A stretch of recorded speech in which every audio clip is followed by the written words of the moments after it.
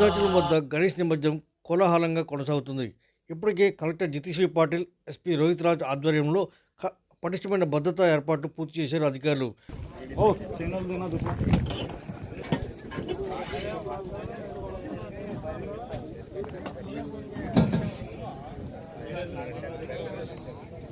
తొమ్మిది రోజులు విశిష్ట పూజలు అందుకున్న గణనాథుడు గంగమౌడిలో చేరటానికి బయలుదేరుతున్నాడు. భద్రాచలం వద్ద గోదావరి దగ్గర నిమజ్జన ఏర్పాట్లను దగ్గరుండి పర్యవేక్షిస్తున్న ఏఎస్పీ అంకిత్ కుమార్ ఒకవైపు ఎన్డీఆర్ఎఫ్ సిబ్బంది, మరోవైపు గజయితగాళ్లతో గోదావరి ప్రాంతంలో పటిష్ట బందోబస్తు ఏర్పాట్లు చేశారు.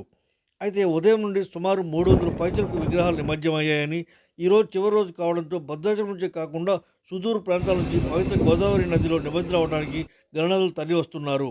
గత సంవత్సరం 2000 పైచలకు విగ్రహాలు నిమజ్జమయ్యాయని, ఈ సంవత్సరం ఆ సంఖ్య పెరిగే అవకాశం ఉందని తెలిపిన అధికారులు. ఏది ఏమైనప్పటికీ బొజ్జగణపయ్యను గంగమూడిలో చేర్చే మహత్తరమైన ఘట్టాన్ని చూసేందుకు అధిక సంఖ్యలో భక్తులు పాల్గొనే అవకాశం ఉన్నందున ఎటువంటి అవాంఛనీయ సంఘటనలు జరగకుండా అన్ని ఏర్పాట్లు తీసుకున్న అధికారులు.